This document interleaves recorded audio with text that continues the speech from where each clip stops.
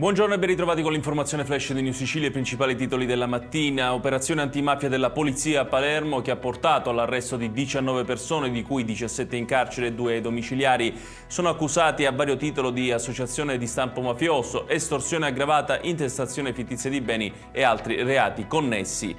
E restiamo proprio sul blitz di Palermo perché tra gli arrestati figurano nomi di spicco di Cosa Nostra.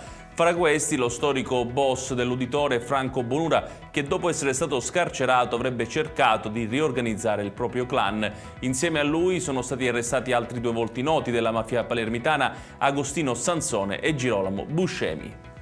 La Procura di Catania ha posto sotto sequestro l'area interessata dall'esplosione provocata da una fuga di gas la sera del 21 gennaio scorso nel quartiere di San Giovanni Galermo.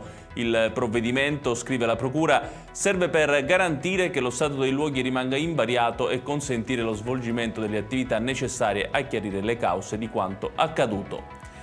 Maxi operazione della Polizia Postale contro la pedopornografia online. L'inchiesta, partita da Venezia, ha portato a 12 arresti e 14 denunce in 18 città diverse in tutta Italia, coinvolto anche un uomo a Siracusa.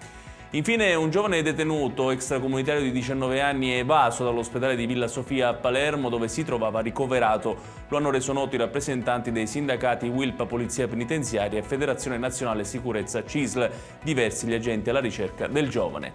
Ed è tutto per questa edizione. Tutti i dettagli su queste notizie li trovate come sempre sul nostro sito www.newsicilia.it. Grazie per averci seguito e buon proseguimento di giornata.